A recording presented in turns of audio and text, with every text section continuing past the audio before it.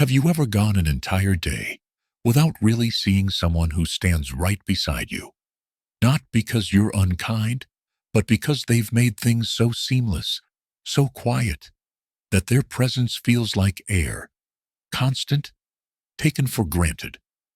Now imagine this one Monday morning. Your coffee isn't there. The desk next to yours sits empty. No note, no call, just silence.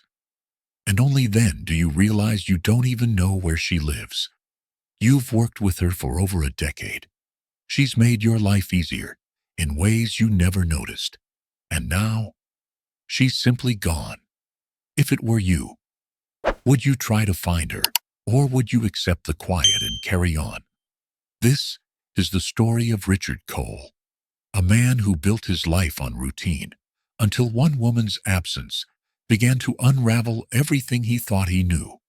A soft, human reminder that sometimes the people who give the most ask for the least. If this story touches something in you, don't forget to like, share, and subscribe. We invite you now to listen, to feel, and to remember what it means to truly see someone. Richard Cole never noticed when things ran smoothly. That was Marilyn Doyle's gift, being invisible in all the right ways. The elevator doors opened with their usual hush, releasing the faint scent of citrus cleaner and something older paper. Perhaps, or time. Richard stepped into the hallway of the 9th floor, his shoes whispering against the polished tile. It was 7:12, as always. The lights in the lobby were already on, faint reflections of autumn decorations flickering in the glass windows. A garland of silk leaves wound around the receptionist's desk. Many pumpkins had been placed strategically in corners, nodding politely to the approaching holiday season.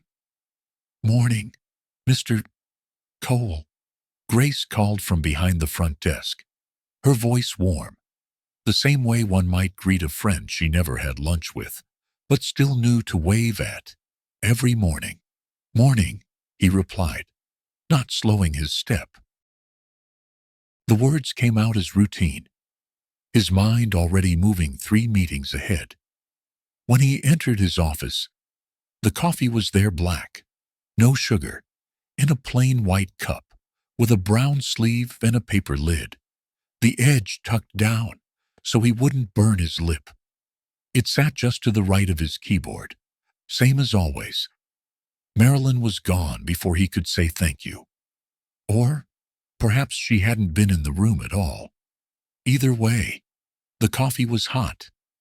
He opened his email, began scanning headlines, approving requests. The sky outside was a steel gray, and the light drizzle tapped gently at the windows. A few red leaves clung to the glass, like small, soggy reminders that another season was folding in. At 8017 the office began to fill. Amy Tran, the youngest associate in the division, strolled in, wearing a slate blue coat and a ponytail pulled high. "Morning, Richard," she said, breezing by. Then, to Marilyn, who stood near the copier, she added, "I think we should seriously consider automating some of the vendor workflows. Legacy systems are, like, choking us." Richard didn't respond. Marilyn gave a small, polite smile, then turned her attention back to the copier. She didn't offer an opinion. She rarely did.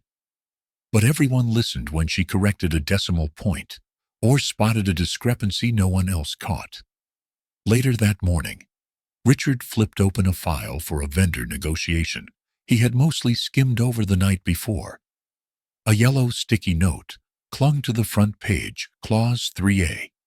Double-check the term renewal language. No name on the note, but it was Marilyn's handwriting. Clean, slanted to the right.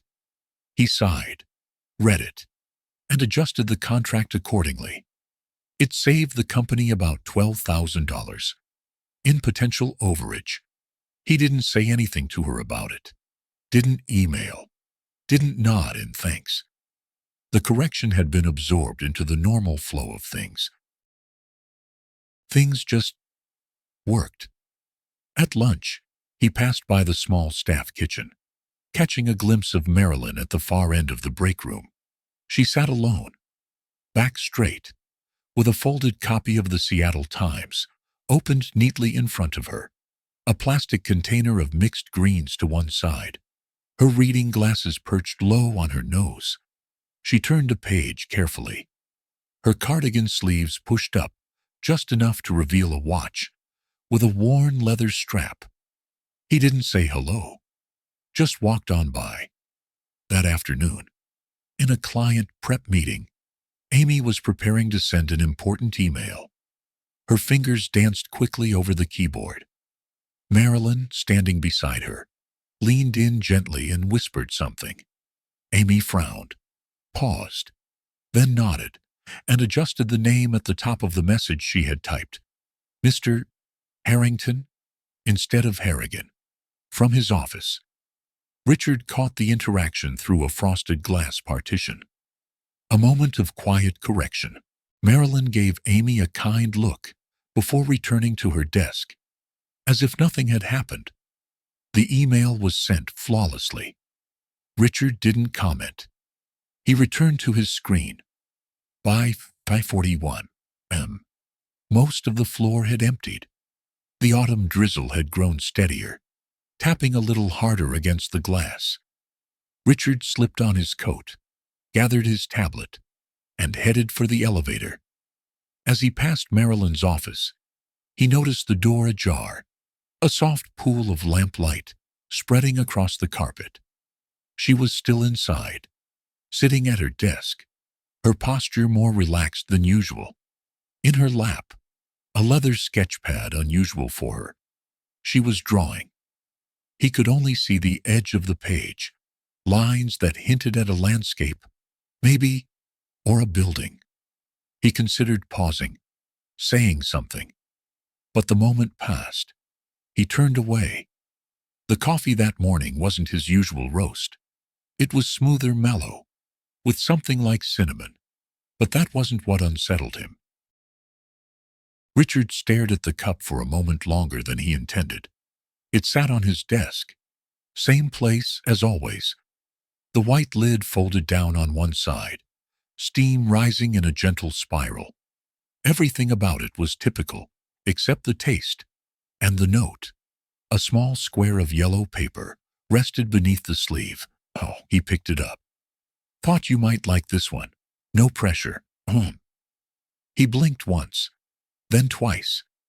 He didn't remember ever discussing coffee preferences with Marilyn. His routine hadn't changed in years. The brand, the strength, the time, each element as predictable as the sun setting behind the Olympic mountains. It wasn't just the coffee. It was that someone had noticed. The drizzle outside had given way to a chilly wind, and golden leaves danced along the sidewalk as people hurried into the building, coats pulled tight. Inside, the atmosphere had shifted ever so slightly. Grace was pinning a Thanksgiving sign-up sheet to the break room corkboard. Someone laughed in the distance, probably Amy. Richard stepped into his office and sat down. He lifted the cup again, sipped, and tasted a warmth that didn't come from the heat alone. At 10:03 Amy burst into his office, face flushed. I double booked you for Thursday's finance call. I already emailed Mr. Price, but I thought you should know. He looked at her, waiting.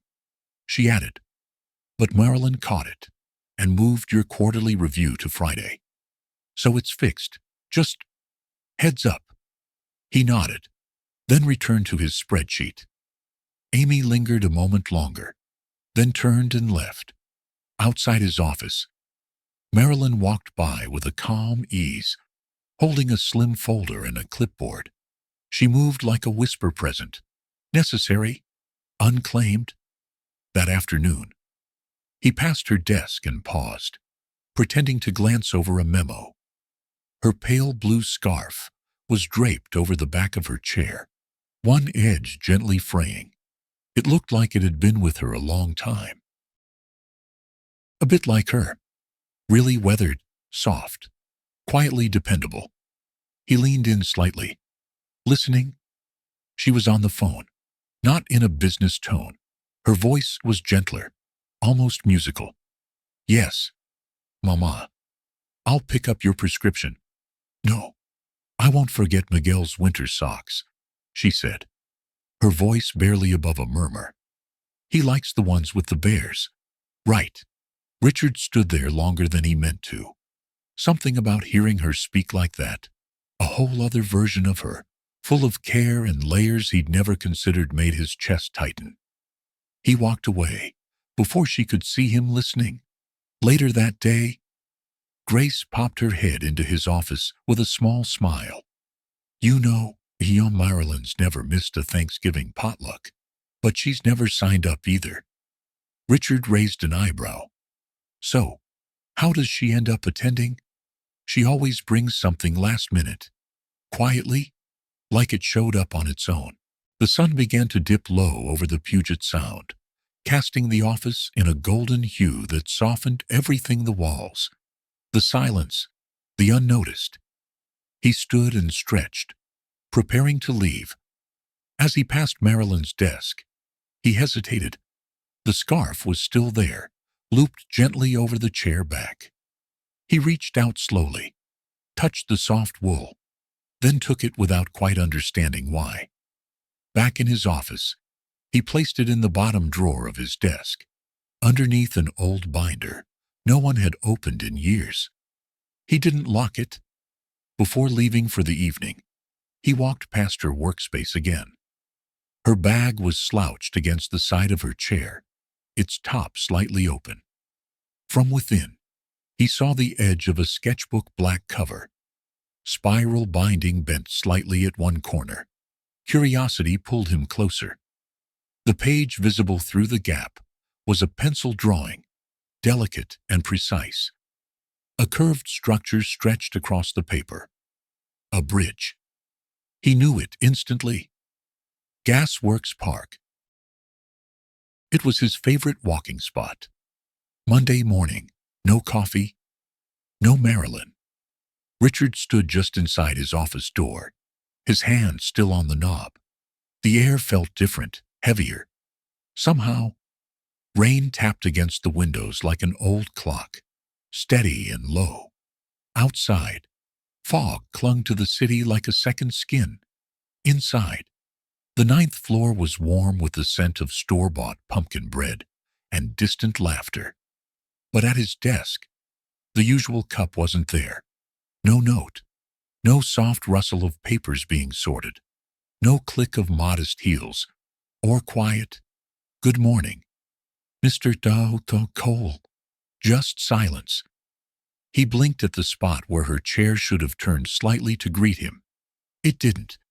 She'd probably keep working through the apocalypse. He'd once joked to a colleague. Everyone had chuckled. Marilyn had smiled politely and refilled his water glass. Now, the quiet in her absence felt louder than any slammed door ever could. Richard sat down, slowly. His phone showed no missed calls, no messages. He tapped the screen again, just to be sure. Nothing. On an impulse, he walked over to her desk. Her drawer, the top one, the one she always kept a tiny pack of tissues and mint gum in, was still unlocked. Inside were a couple of pens, a spare pair of reading glasses, and a rubber band shaped like a cat. She'd left it that way, unfinished, like she was coming back any minute. But minutes passed. Then, an hour. At 15, the finance meeting began with a hiccup. Richard's notes were misaligned. He introduced a speaker out of order. The coffee someone brought him was too strong, no lid, and dripped on his sleeve. Amy tried to hand him a printed agenda, her voice unsure. "I, thought this might help." He gave a tight nod, took the paper, and said nothing more. By mid-afternoon, the office buzzed with early holiday energy. Emails with subject lines like potluck ideas and Secret Santa planning piled up. Grace passed out sticky notes with holiday trivia questions. Someone offered cinnamon cookies, but the desk next to Richard's remained untouched. At 3:12 p.m., Grace stopped by his door, holding a ceramic mug with steam curling from it. Her tone was gentle. She called Marcus last night, said there was urgent family business, didn't say much more. Richard looked up from his screen. She's all right. She didn't say she wasn't. He waited. Grace hesitated. Somehow she also said, not to be disturbed, just space. She said. That was her word. He nodded once, then turned back to his work. But the words stayed with him, like fog refusing to lift. At 5:45 p.m., the floor began to empty. Coats rustled. Good nights echoed. Amy lingered a moment at Marilyn's desk, fingers brushing the back of the chair before she left. Richard stayed. At 8:45 p.m., he stepped out of his office again. The hallway lights were dimmed. Only the exit signs glowed. He walked back to her desk, slowly, as if she might reappear. Her monitor was dark, but on it, a post-it note clung just above the screen. Back soon. Be kind to your coffee. It's not its fault. He stared at it, lips parting just slightly. It was her handwriting softly looped, firm but warm. Back soon. Not goodbye, just a pause. He returned to his office, turned on the small desk lamp, and opened the bottom drawer. Her scarf was still there, folded gently, the threads of the frayed edge tucked in, almost lovingly. Next to it now was something new, a sheet of paper, folded once. He opened it carefully. It was a sketch graphite and shadow, clean lines and delicate shading. The window, his window, and in the foreground, unmistakably, it was him, sitting, looking out. Richard had built a career on precision, but nothing in his spreadsheets explained why her absence felt like something breaking. It had been 3 days. Her desk remained untouched, except for the scarf he still hadn't returned. The office moved around the space she left behind. Paperwork still came in, reports still printed, coffee still brewed now with less confidence, more guessing. But Richard noticed it all felt misaligned, as if the rhythm of the floor had stumbled slightly off beat. The post-it still stuck to her monitor. Be kind to your coffee. He stared at it as he passed each morning, unable to peel it off. That Thursday morning, the elevator opened to the scent of cinnamon and clove. The lobby had been dressed in deep oranges and burgundies overnight. A garland of tiny gourds curved across the front desk. Somewhere, someone was humming autumn leaves under their breath. Richard entered his office and, after a long moment, unlocked the cabinet behind his chair. Inside, Marilyn's file waited.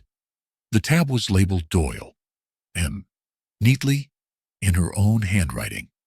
He flipped it open. Nothing unusual: payroll notes, benefit forms, an old post-it with a list of vendors. Then, one line stood out: emergency contact, none. Beneath it, in soft cursive, independent by design.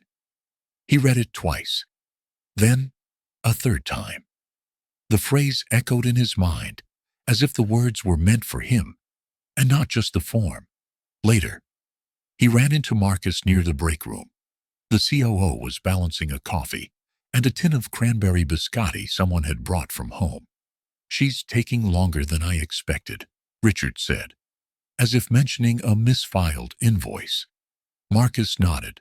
Yeah, you know, she wasn't always in admin, used to teach, won some art awards or something back in the day. Richard froze. She what? Marcus shrugged. Yeah, At some school in North Seattle. Jefferson, I think. Way before my time. She had this side to her real calm. But sharp. Heard it from HR when she first came on board. When Marcus walked off, Richard didn't move. The scent of cinnamon returned as someone opened the lobby door. He turned slowly and went back to his office. At his desk, he opened his laptop and typed Jefferson High School, Seattle, Art Teacher Awards, Archives. It took time. Several links. A few clicks through a local historical education site. Then, he saw her. In the photo, Marilyn stood in front of a corkboard, splashed with student paintings. She looked 10 years younger, holding a plaque. Her smile was quieter, but real. She wore the same pale blue scarf. In the foreground, half turned toward the camera, was a student holding a ribbon. 14, maybe 15. Brown hair in a messy ponytail. Awkward posture. Familiar eyes. Richard's heart stopped. His daughter, Elise. He leaned forward, hands suddenly unsure of the keyboard, as if the machine had betrayed him. His daughter had studied under Marilyn and never said a word. Neither had she. The screen glowed back at him in silence. Outside, rain began again, soft and drumming. He stared until the image blurred at the edges. Marilyn had been there before the office, before the coffee and memos, before the silence. He pressed a palm to his chest, flat, steady.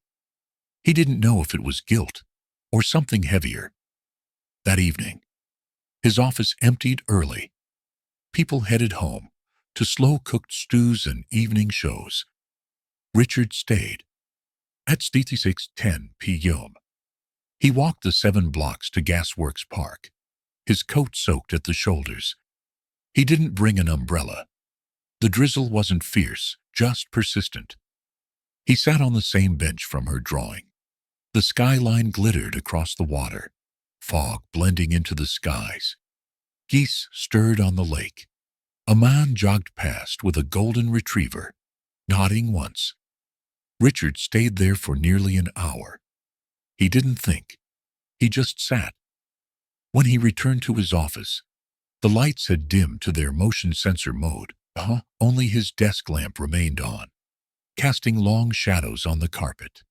On his desk, a small pie waited in a paper box. No note, just a quiet kindness. Grace.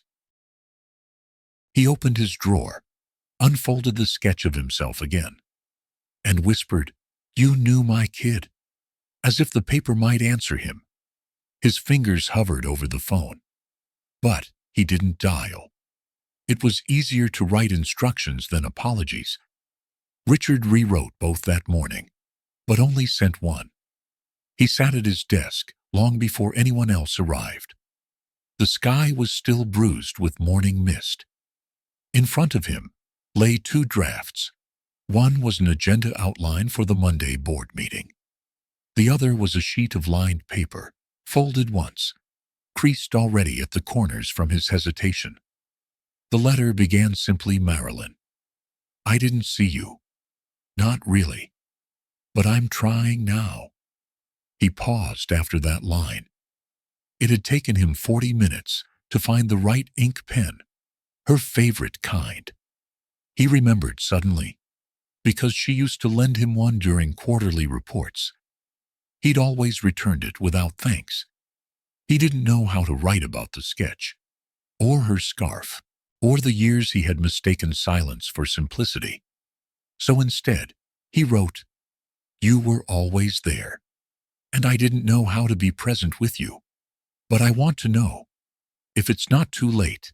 At 10:12 a.m., Amy came by with a cup of tea, mint, lightly sweetened.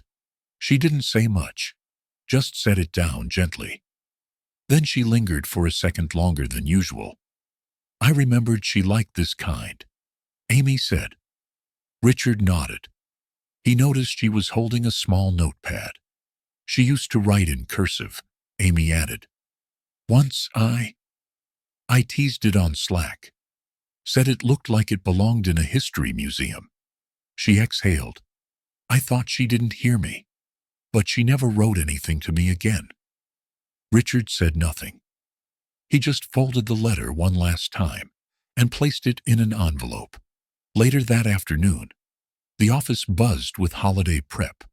The scent of nutmeg and cranberry filled the air. Plastic containers clicked open in the break room. Someone had brought cornbread stuffing. Someone else. A suspiciously neon green Jell-O. Grace appeared quietly at his door. She didn't disappear. She said, she just stopped waiting. Richard looked up.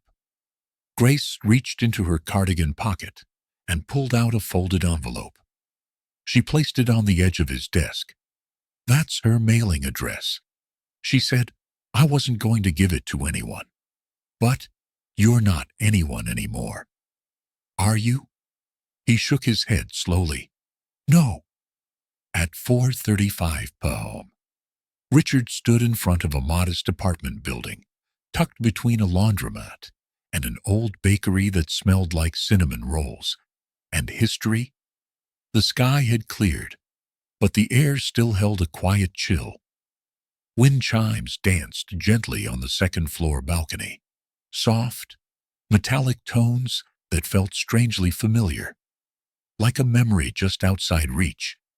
He adjusted the collar of his wool coat. He hadn't worn it in years. It felt heavier now. The door in front of him was brown. A small wreath of dried leaves hung in the center, delicate and warm. It looked like something she might have made herself. He raised his hand, hesitated, then pressed the buzzer. There was a pause. Then a soft crackle from the intercom. Hello. He swallowed. It's Richard. Another pause. I wasn't expecting you. I wouldn't expect me either. She didn't speak first. She just poured the tea and let the silence do its work. The room smelled faintly of old books and soft chamomile. The low lamplight brushed over canvases leaning against the wall, each one human in color and shape, but absent of noise. A small radio played the Macy's Thanksgiving Day Parade theme, low behind them, almost imperceptible. He watched her hands, steady as she lifted the teapot, green liquid filling 2 cups with simple care. That blend green tea with a floral note, the same he'd walked past weeks ago, unthinking. Now, she poured it again. He lifted his cup, paused, and met her eyes. You were always more than this job, he said, voice quiet. I just didn't ask. She nodded, seating herself across from him. Legs crossed at the ankles in a way that carried both ease and strength. The silence between them felt warm, not hollow. He remembered the sketch in his drawer. His daughter's eyes, where had that come from? Maybe from Marilyn's gentle encouragement. Perhaps that was where everything started. After a long sip, Marilyn reached to a small folder on the coffee table. She turned it so they both could see. Inside were delicate drawings, each a portrait of someone from the office. Grace smiled gently, standing by the reception desk. Amy blinked with youthful mischief. Janet from HR had a serene, open-faced expression. Her gaze found Richard's, and he looked down. Huge this moment. He understood every time she sketched them. She chose to see them fully. She noticed. He opened her portrait. He was facing away, silent and watchful, head turned toward the window alone, in observation, not participation. He looked back at her and said nothing at first. Then, with a careful breath, he started to turn the page around. His image flipped, facing the others now centered and part of something. The tea between them cooled, but the air remained warm. Marilyn slid a folded note across the table. No need to apologize. Just start seeing. He read it, stared at her, and nodded slowly. She didn't smile, but she let the moment hold, like a painting waiting to be seen fully. In that silent acknowledgement, the room shifted. He wasn't sure if she would stay late or return early. But no empty chairs remained, not in the heart. Sunlight filtered through the lace curtains, dancing in soft yellow across the tea table. He lifted his cup one more time toward her. Green blend, he asked, with a hint of hope. One cup at a time, she replied. Outside. Thanksgiving morning had arrived at the office. A brass bell rang faintly in his mind. And then, on the 9th floor, Marilyn pushed open the door quietly. She stepped in, pink cardigan catching the light. The lobby buzzed with holiday chatter. Pumpkin pies sat in glass dishes. A string of light glowed over the conference room sign. Richard stood by the coffee station, 2 cups waiting. One with green blend towel wrapped, no lid. The other, untouched, yet inviting. He didn't speak. Instead, he offered them together. 2 cups, side by side, a gesture unhurried but full of promise. The moment stretched gently. Then he said, 1 cup at a time. And Marilyn, finally fully seen, took it. The radio softened. The parade theme drifted out. Oh, in that quiet, small ritual. Something unspoken bloomed. Sometimes kindness doesn't knock. It waits for someone to answer. Sometimes, the quietest people leave the loudest spaces when they're gone. And sometimes, it takes an unexpected absence to help us truly see who's been standing beside us all along. Kindness doesn't always come with grand gestures. It often arrives in the form of a warm cup, a folded note, or a sketch left behind. When we choose to look closer, to ask, to notice, we open the door to something more lasting than judgment connection. So take a moment, today, to see someone who may have gone unnoticed. Because the smallest kindness given or received can change the shape of an ordinary day. And like a quiet bridge in the fog, it may just lead you home. Thank you for spending these quiet moments with us. If this story moved you even just a little, please consider leaving a like, sharing it with someone who might need it, and subscribing for more stories that speak to the heart. Your support helps us keep telling the kinds of stories that matter.